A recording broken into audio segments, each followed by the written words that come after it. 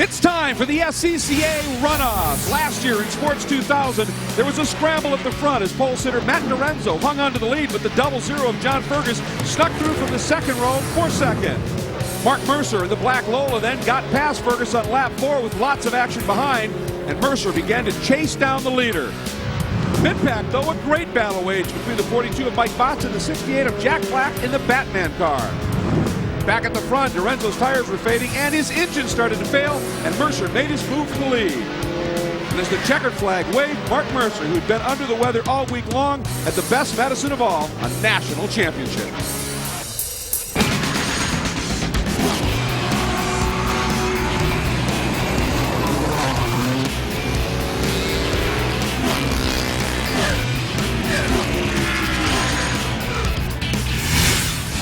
Mark Mercer was indeed super here at the Runoffs last year, winning the gold medal in Sports 2000. He's been equally strong in his division this year. He is the Rocky Mountain Division champ with a couple of wins. He comes back to defend and has to be considered the favorite. Now you'll notice there are some interesting appendages on a couple of the cars, these plexiglass side skirts.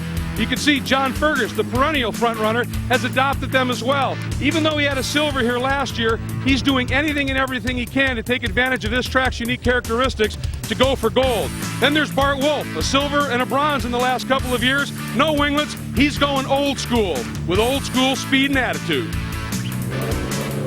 The old school look of Mike Botts' Lola has done him well in the Central Division. He won the championship with 4 wins, including the June sprints. That means if he can win the Runoffs, he will get the coveted Triple Crown. But he's got to deal with Mark Hardiman. Yes, Mark had a silver in 01, but the last few years he's just missed the medal stand. He wants to add another one. He certainly has the pace. And Jay Messenger in his Lola is the Southwestern Division champ with 4 wins. He's got unfinished business here. 6 last year. It's medal time for Jay.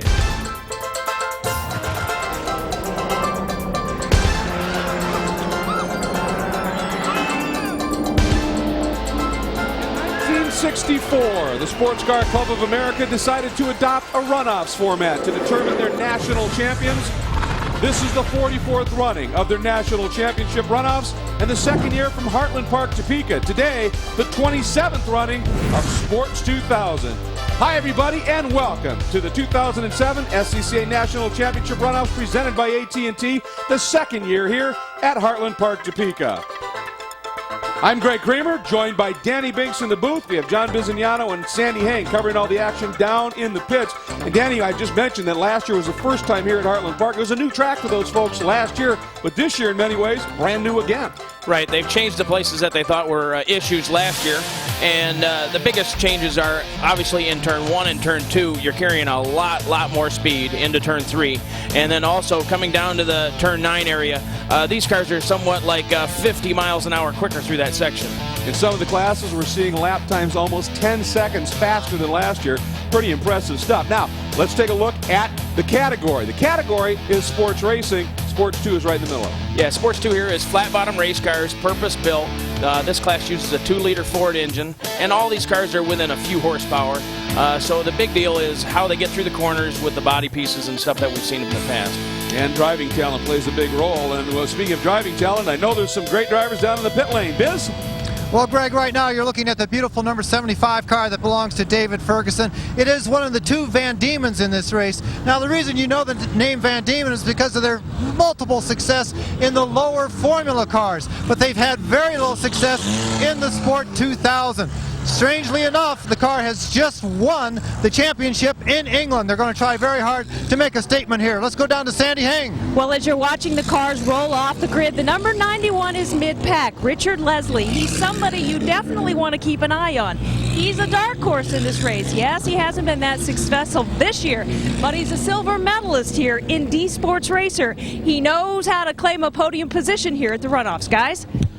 All right, thanks. And 18 laps of action in each of our national championship contests coming your way here on Speed. And when we come back, the lineup in the green in Sports 2.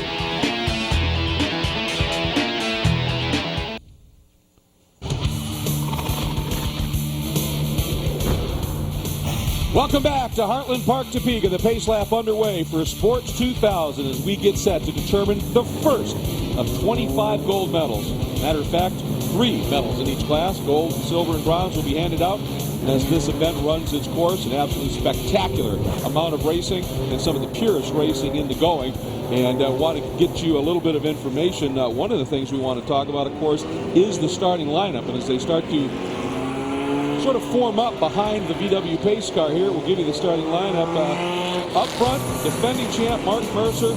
Put it on pole, 4-time champion John Fergus second. You see Bots, very strong runner Nick Mancuso, Hardy Scully. A number of the people that we talked about. When we get there, you're going to see the number 35 qualified 15th. He's had a problem. He will not be able to start this race. He has to qualify 15th. He won't be able to take the green flag. Now, I wanted to ask you, Danny, we saw at the top of the show those little plexiglass side skirts on the top ends of the cars, and never used to see those in sports too. What about this track makes those so interesting? Well, these big fast corners are really fast and they slide sideways. That's why they use those fences. So, do you have something to biz? Well, actually, I wanted to make a note of Mike Scully, who's qualified 6th. Very good for him. He's very responsible for much of BMW's racing in North America, both the sedans and the Formula BMW racing car itself. He has struggled in these championships in the past. 6th. Look for him coming towards the front. Sandy. We have several first-timers here at the Runoffs, and one of them is number 25, Mike Johnson. He's starting near the back of the pack, and it'd be safe to say he's a little bit of a nervous Nelly, but he's a great driver, and he just wants to stay out of trouble and have a fun first Runoffs. And he says he's really driving against himself. Just good, fast times, stay out of trouble, and have fun, guys.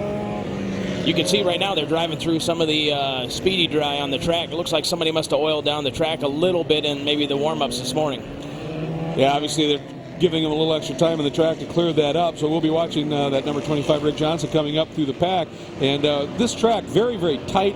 Obviously, they've made those changes, more high-speed sections on the track. But getting these cars to stick in corners, it's all about downforce here, isn't it? It is all about downforce. They're not getting very much off the bottom of these cars. They get it all off the top. So that's why they have these skirts. When the car slides sideways, the skirts work. When they go down the straightaways, because they're limited power, those wickers or fins don't slow them down going down the straightaways. All right, and there's some of the unique looks of really large variety of different chassis and body styles. There's the Van Diemen. There's a championship that runs out in California. It's sort of a regional level but pro level championship, and the Van Diemens have been pretty spectacular in that category as well. And we'll see what they're able to do here. The problem is up front, you got Mark Mercer, who's incredibly quick. John Fergus, 4-time champ.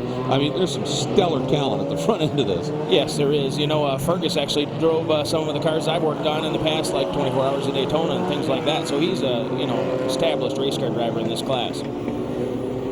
Actually, is a former Sports 2000 Pro champion back in the days when they had a national pro tour. You can see everybody at this stage of the day early. One of the first races, a little bit earlier in the day, everybody worried about temps and tires and the light, trying to get some heat in the tires, etc. And we get the report, lights are out on the pace car, indeed. So they're into the section of the track we call the autocross, which means we're coming up to the last couple of corners, and we're about to go green with our first national championship to be decided in 2007. Great looking field of very closely competitive cars, and we're looking forward to the green flag. Here we come. This is the second to the last turn. You can see these sections, these last 3 corners, very, very tight. And this last one, you literally give up the corner, that right-hander that just came through, to set up for this tight left, because this gets you onto the long front straight. Pace car is in, and you can see Mercer sitting here on the outside as far as we're concerned, but it does get to the inside of the first turn. We're starting to build up speed down the front straight. Field looks pretty good. The green flag flies. Our first national championship run-up of 2007 is underway, and Fergus timed it beautifully, and the patriotic color scheme launches into the early lead. Pack bunching up behind it, a big move down to the inside, but Mercer covers it and hangs on to that second spot. And here you see, if you watch the shows last year, how much faster turns 1 and 2 is. That's not smoke, folks. It's just a little oil dry they're cleaning off the track. Man, it looked like Mercer maybe missed a gear or something on the start there, and those guys just jumped all over him.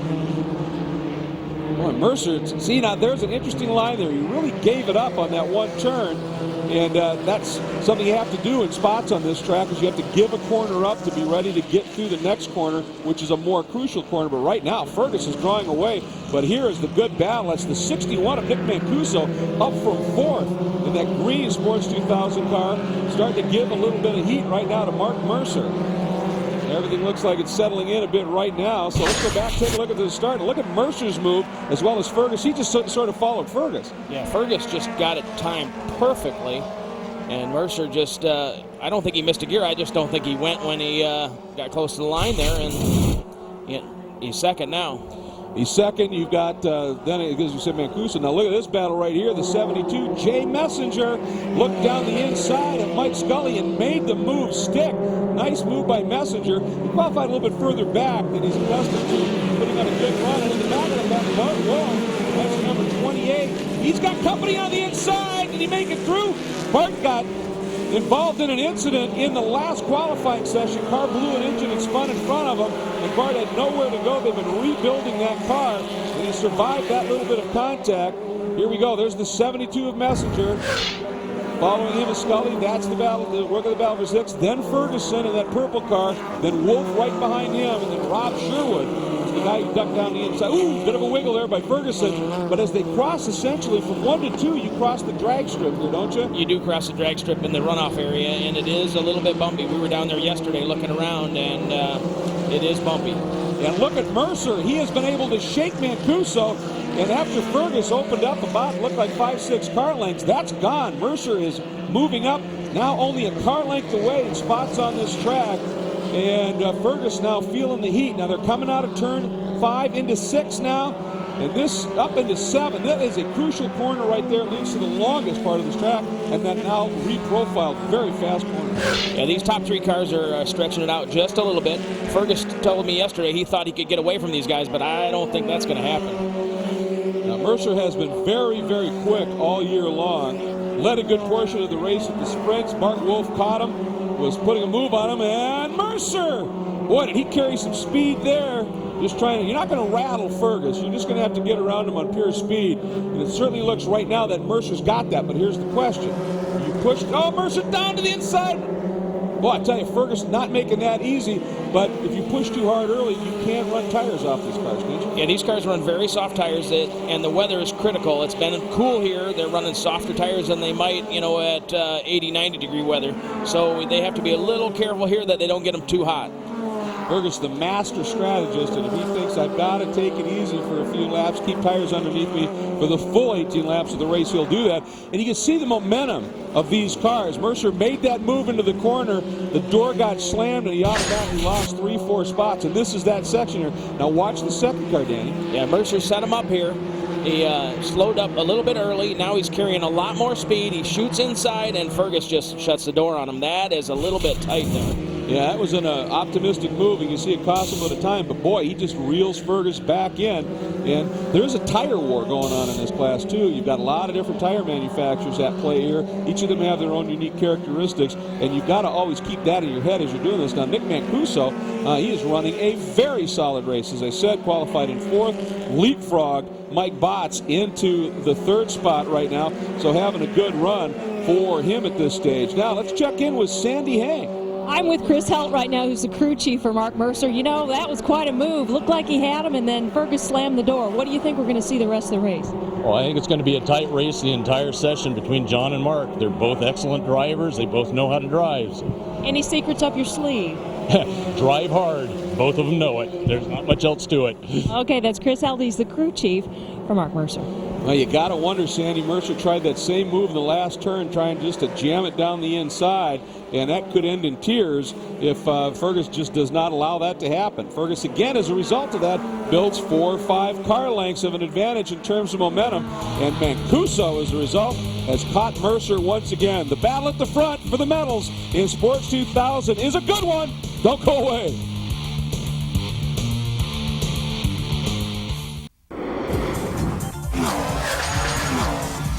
There is a story behind this shocking yellow paint job of Sterling Ellsworth's car. You see, he just got his novice permit, his first race, on the first lap, and he had a problem. The steering arm broke, flew off the track into a pond. Hence, the Yellow Submarine was born. It's kind of funny you do the yellow paint job, but that kind of was a scary deal, wasn't it? It was scary. I was frightened initially, but once they got me out of the puddle, I realized I was having so much fun, I just couldn't wait to get back in the car the next day. And check this out. Sterling has a sense of humor. He's got paddle shifting stenciled on his car. Yeah, a little different type of technology, maybe the normal paddle shifters. Running in the 18th spot right now. There he is, and obviously his first runoff's a great experience for him and taking it easy. And Danny, I mean, one of the things that they say about race car drivers is you don't know how much you really want to do it until you've been upside down or off once, and how you deal with that. And obviously, this kid's into it. Right, he is into it. You know, unfortunately, you do crash, and if you don't find the limits, you don't know how fast you can really go, and I'm sure that's what happened. But now he's here at the big show, and doing a good job. Yeah, he's made it to the national championships, and few people can say that. So nice job by Sterling Ellsworth sitting here in the 18th spot and just being a sponge, I would think. And Mercer! Oh, he's got around Fergus and has opened it up. And Danny, we were talking during the break that there were a couple of spots on this track where Mercer is clearly quicker, and one might suspect that is where Mercer made the pass stick. Now heading into one of them. Yeah, he just basically got a faster run through that turn 9 area, which we talked about earlier, and through the autocross section, Mercer is a lot faster than Fergus. Now the question is, once again, about tires at the end. Remember, if you watched last year in Sports 2, the early leader, and Matt Lorenzo from Pole ran his tires right off that car, and that's how Mercer was able to run him down. Now, Fergus has just got to put the head down, do what he can to stay close, keep Mancuso behind him, and see if he can find a way to get back around Mercer. And once again, Fergus has been in this position before, and if he can get it done, he will. He has. I was wondering earlier, he wasn't running that many really quick laps, and I wonder if his tire pressures were low, or maybe he's just not happy with his car at this moment. But now he's feeling some pressure from behind. Well, in the last lap, once Mercer got around Fergus, he has turned a 34.8, which is easily right now the fastest that we've seen this race, and a 35, low 35 this time. Fergus about as quick, so that's it. But look at here, in sections of the track, Fergus is very, very quick and is able to reel him back in. So this looks maybe, Dan, like a case where different parts of the track, the car, the chassis, the tire, and the driver just have different strengths and weaknesses. Right, it looks like to me that Fergus's car handles on the straightaway really good, and in the 2, 3, 4 section is not that good. You can see this guy's all over him. All right, well, John Bizignano, we've been watching Fergus in the middle of the accordion. What's up? Well, earlier you were talking about tires and how these cars use very soft tires. Fergus may be managing his tires. Talking to the crew, they didn't want to give up too much information, but he is definitely just settled into that second place, but he's got to keep the people behind him off his back. All right, well, it's a lot of racing yet to go. There's 13 laps, about 12 and a half at this point, and Mercer has not checked out. He's got himself about 3-4 lengths, so Fergus, the wily veteran, just watching the action behind him, and tires, that might be key here at Heartland Park.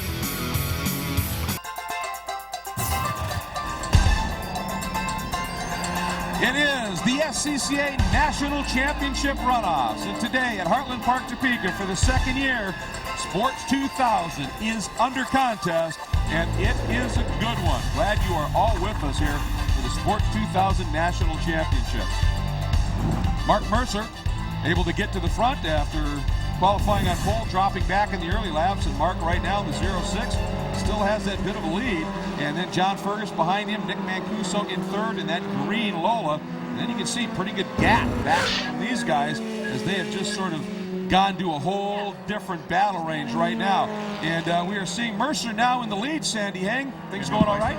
Well, his crew chief said no way to the sandbagging story for Fergus, because he says they're all on the same tires, and really there's not a lot of passing opportunities here. So he really feels like they've got a little bit of a lead opened up, and maybe he'll try to take one shot at him later, but they think they've got the faster car. Yeah, I don't think the sandbagging thing was going to work either. I just... with this track, it's very hard to pass, and Mercer was on a mission. He messed up the start, and he just said, I got to go. Well, we're watching here the battle for 8th. That is Scully being hounded by Bart Wolf. Bart in the red car, right behind the black car of Scully. Behind Wolf, Rob Sherwood, right behind him. And the sort of purplish blue car is Richard Leslie. Great battle on the track right now as they come out of that final turn down the long pit straight here at Heartland Park, Topeka. You can see just up in front of Scully, just out of screen, is David Ferguson. So that's pretty much the margin right here. And Scully having a good run right now, but boy, he's got some heat from a double medalist right behind him.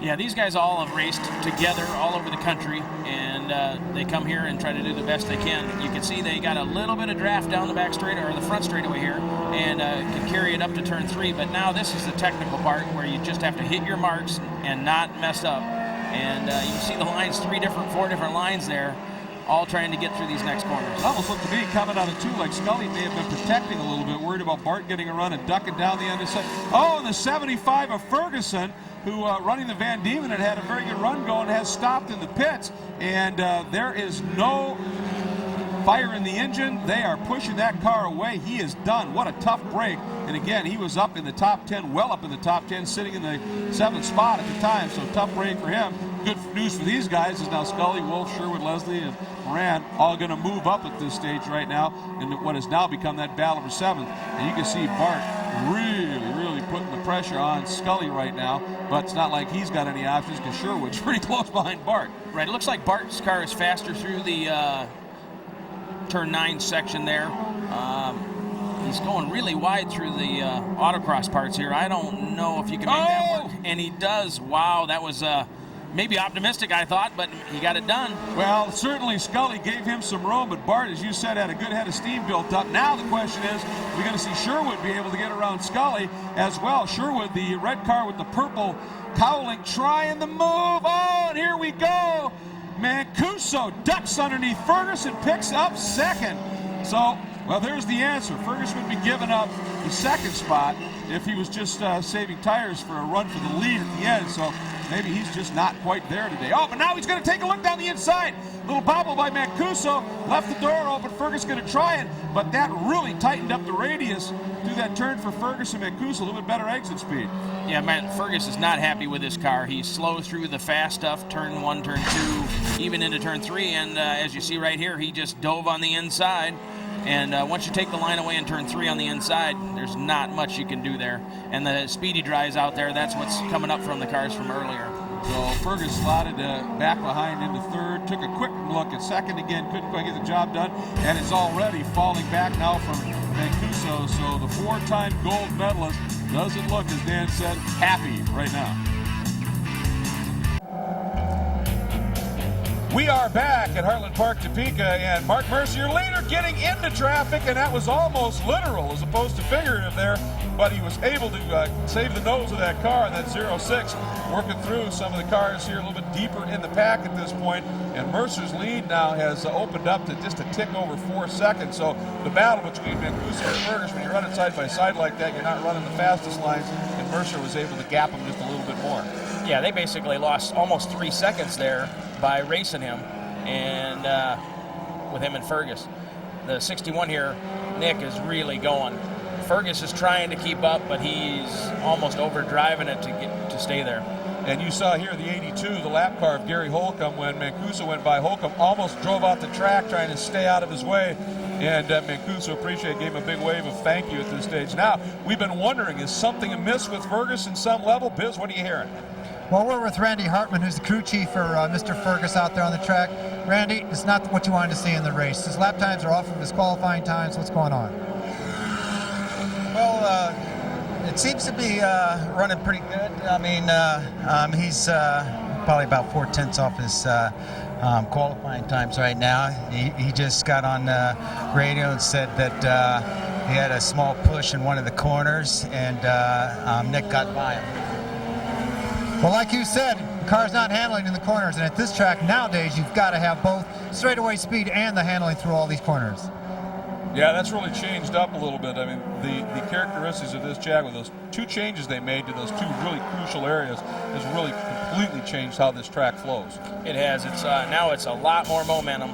You got to carry as much speed as you can through all these fast corners. Before it was sort of point and shoot in turn 1. Even in the chicane on the back straightaway. Now it's nothing like that. It's all fast momentum corners. To quote a driver that you have some experience with, now those 2 turns are wicked quick. Wicked quick. That sounds like a Johnny O. It does indeed, doesn't it?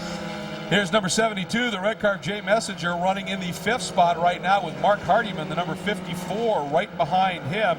So this is a good battle as well for the 5th spot. Messenger on the Hoosier Racing tires at this stage, and Mark Hardiman Very, very fast driver, certainly out of the new Great Lakes division. We'll talk a little bit more about that also on Hoosiers. And woo, look at that move right there. Close. Couldn't quite get it done, but Hardiman, this is another one of those cases where you've got a Lola and you've got a different chassis in the hands of Hardiman. That's the Carbier. Each has their strength somewhere, so the battle for fifth is on. Welcome back, Carlin Park, Topeka Sports 2000 underway. If you're just joining us, here's what's unfolded at the start. Outside front row qualifier John Fergus got to the lead early, timed his start beautifully, but was not long-lived. And around the outside, heading into turn 10, went the defending champ and pole sitter of Mercer. He opened the lead up, but here was what happened to Fergus a little bit later on. Watch the move by Mancuso. Dives down underneath. That's the turn. Fergus has been having some problems with a push on the entry. Floated a little wide. Mancuso took advantage and has picked up the silver medal spot. Fergus still sitting with a bronze medal. Mercer, of course, out front and is opening it up now. About 4 seconds. I think he's driving the gap now. It fluctuates 3.5, 4 seconds. He's got these pretty well covered right now. Mercer looking like he might be able to defend a national championship. That's tough to do. It is tough to do. I'm sure his crew is telling him, hey, those guys are running, 35-second laps, 35-0, 35-2. Just take it easy, take care of those tires, and don't do anything fancy here. Yeah, when you got a big lead, you don't want to throw it away. We're going to go back to this great battle for fifth between Messenger. He is driving. It is the red. That is a Lola. Behind him is Hardiman, and then blue with the silver stripe, number 54 Carbier chassis. And we're seeing these two guys have been really at it. Bart Wolf behind him is still able to hold off Rob Sherwood in the battle for seventh, but Messenger doing a great job right now. And the Lolas are an older car than the Carbier, but they certainly seem to be effective. That's what Mercer's driving. Yeah, I think it's just a matter of who's comfortable in each car, and well, we got some action here. Boy, look at this. That is the number 44 of Scully in ninth, and Richard Leslie, the 91 behind him, was much quicker out of that new 8-9 complex in the chicane. And you saw the number 44 was pretty defensive as we watched Scully trying to figure out a way to keep Leslie behind him. Still working on it. Yeah, it looks like the 44 is pretty loose. Just sliding all over the place. We'll see if Scully, if he can hold him off. That's a one-off car. That's a slingshot chassis. You don't see a lot of those out there. They're working on that. It's a new development program, and the car behind him is one of the very well-sorted Carvers, and this is producing some pretty interesting racing. Leslie's still trying to figure out how to get by Scully in the slingshot, and Scully pretty quick through there, but in some other spots of the track, that Carver behind him is much, much more rapid. It looks like the Carver is a little bit quicker through the sweepers here. He starts catching back up. I wonder if he can get a shot on him here again like he did last time. Oh, man, that car is loose on the brakes. It looks like maybe the brake bias is off on that car, and it had the rear brakes locked for a second. And that was Scully getting a little sideways, and that was Sherwood dropping a tire and chasing Wolf. Here we go now. Here we go back to see what's happening here. Watch that battle in the last bit of the screen. You can see three great battles going on. Fifth is the first group through here. Seventh is Wolf holding off Sherwood, and here's that battle for ninth. And this is where the 91, the second car, was very quick through here last time and is again. And you can see Scully has to move over. Again, he's going to look to the inside. Scully a little bit more entry speed from the wider angle in. And now the 91, Leslie, not as close as he was last time. So looks like this one might settle for just a second here. And, oh boy, big development. Mercer, this is a new leader. Fergus, we're getting the report now, leads it. There must be something wrong, or maybe Mercer got wide or something. I'm not sure, but let's check that up. First of all, it's Mancuso is still leading. Fergus is second, and the 06 of Mercer. Here's what happened. There's Mancuso. And Mercer spun it on his own. We talked about nothing fancy there, and he just got a little wide. I think he could probably chase him down because it doesn't look like Fergus is going any faster than he was earlier. So, well, he might catch Fergus for silver, but with now 7 laps to go, Mancuso's way out there. Wow, don't go away.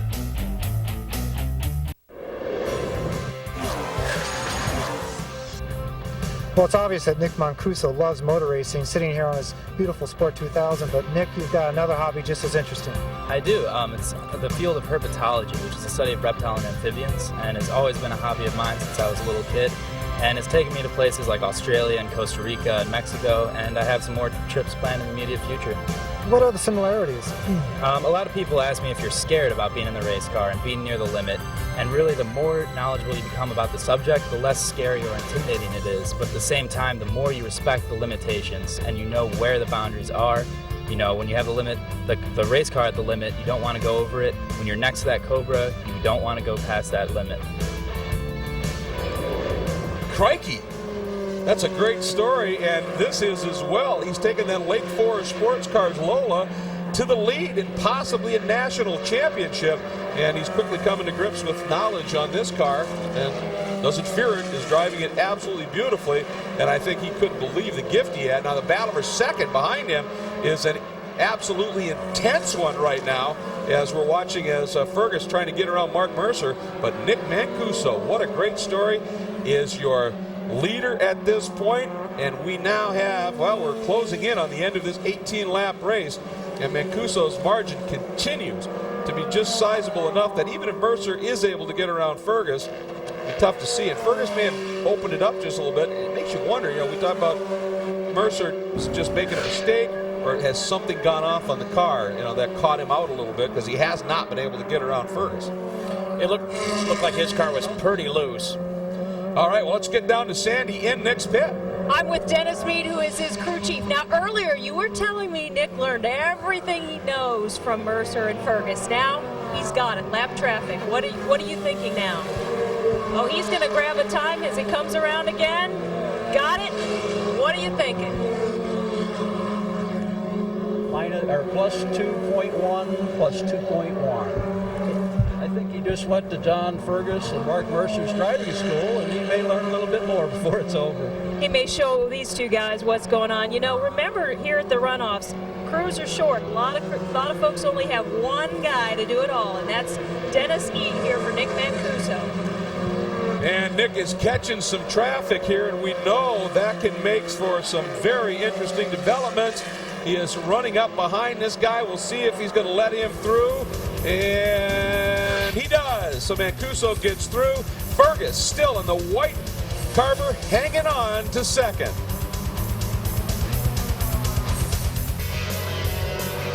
We are back at Heartland Park Sports 2000, the national championship battle underway. And look at this, folks.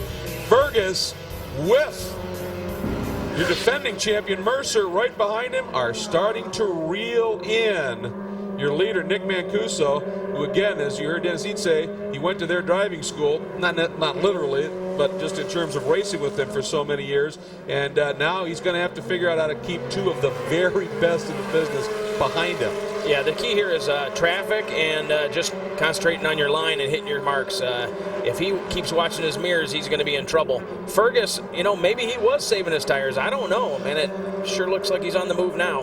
Well, yeah, he has been able to draw away from Mercer, and Mercer has just not been able to do anything with Fergus in the last couple of laps. So maybe Mercer did push the tires just a little bit too hard. This is the corner where Fergus has been struggling. You can see how wide he has to go in to get that car to rotate. Mercer, much more snug line down to the inside, which helps him through this complex of 4 or 5. But right now, Mancuso looking pretty good. I mean, certainly Fergus is there, runs a little wide. That can hurt you in terms of momentum, but you're going into a tight corner here, turn 6. Mercer was all over him, but it wasn't quite enough, but that helps Mancuso. Gives him that 2-3 car lengths. That may be just what he needs here, as we have less than 2 laps to go. Boy, what a way to start the 07 Runoffs. Wow, there's an exciting race here for these top 3 cars. It just tells you how close this class is. The cars are all alike, and nobody can get away. Yep, it's very, very close racing. Identical engines, as you mentioned. A little bit different chassis, some using some different aerodynamic tweaks, but all pretty equal, certainly in the horsepower department. And right now, Mancuso, because of the little bit of a bobble by Fergus, the other one there is he skated just a little bit. Mancuso using every bit of the track, but the car looks stuck. He's letting it really flow, and I mean, that means you're carrying speed. Again, Mercer takes that look, and we expect the white flag, 1 to go. There's the crew chief. There's Fergus's crew, everybody nervous, and look up in front, traffic, Danny, on the last lap. Oh boy. Wow, it's going to get exciting here. Fergus has got to hit his marks, and the Mercer, I think it's going to be too late for him because he can't do anything until he gets down to the turn onto the straightaway. So you see Mancuso, he's anything to get the attention, hoping the guy in front's looking in the mirrors. The guy stays parked right down to the inside. Is he going to drift out in front? He did! Oh, Mancuso, he can't lose his cool. Yeah, that was unfortunate. Let that traffic shake you, right? Yeah, just a little excited there, and we'll see what happens. Well, the two pits are just about probably more nervous than anybody in the car. Fergus got awfully close. Here we go now. This is a key corner, 7, onto the long backstretch in that new reprofiled, they can't even call it a chicane area. Now it's just an incredibly high-speed corner. Fergus looks in, now pops to the outside, trying to get the drive down. Mancuso having none of it, stays on his line. Best thing he could have done. Best defense, good offense. There's more traffic in front. Now this is the 82 we saw earlier of Anna. He just got out of the way. He wanted no part of this, didn't want to affect this championship, and that may have been what Mancuso needed, Dan. Yeah, he might have. Looks like Mercer, man, this is his only chance here. Looks like Fergus doesn't have enough there. Mercer's going, oh, God. So's Fergus. Oh! Fergus gets into Mancuso. Mercer spins, and Fergus is going to be first across the line, but damage on the car. Mancuso has looped it. Mercer recovers, but Fergus, oh, who would have guessed that? Yeah, I'm sure he didn't want to win like that. I don't know if the 61 checked up or what the deal is. Man, that's unfortunate to win the runoffs like that, but you know, he's going to get a podium, it looks like. We'll have to see here. Frustrated, you can just see a shake in the head. And let me throw a question at you. Yeah, we know Fergus is an incredibly experienced driver, but with Mancuso, with Mercer, but jamming it and showing the nose in that last corner, did John maybe look in the mirror and just miss his braking point and spit? He might not have seen him. He might have been looking back and thinking Mercer was going inside and just carried too much speed and it ran into him. All right, well, let's get down to John Bisognano and Fergus's pit. And they got to be happy, John, but I think they got to wonder a little bit. Ronnie, big smile. You had the camera out. What a great shot you got there. Yes, I'm so excited. He worked so hard for this, and he finally got it. So what did he say on the radio to you about the last lap there? I didn't hear the last lap. What did he say? He said that Nick missed a shift? Nick missed a shift coming out of the last turn. Well, that's all he needed, guys. That's all it took was one missed shift. Yeah, well, that would explain it, as you don't normally see a guy like John Fergus, who not only is incredibly talented, but is also one of the cleanest, most respected guys on the track, give somebody the chrome horn. So if there was a problem, that would explain it. Sandy, what are they saying about it? Well, I'm with Dennis Eade right now, who's talking to the tire guys. They claim Nick missed a shift. You were just talking to Nick on the radio. Nick didn't say anything about missing a shift. He just said he got it. So we'll see. They'll work it out later. Is this one you're going to look at the replay?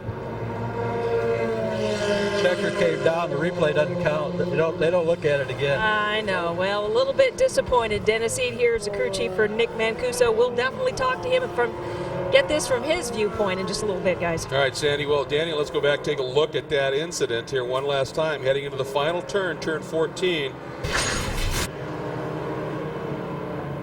He did look like he overslowed a little bit. You're right. Right across the middle there, he looked like he overslowed. Got it from this angle. I think we're going to see mostly the aftermath on this one.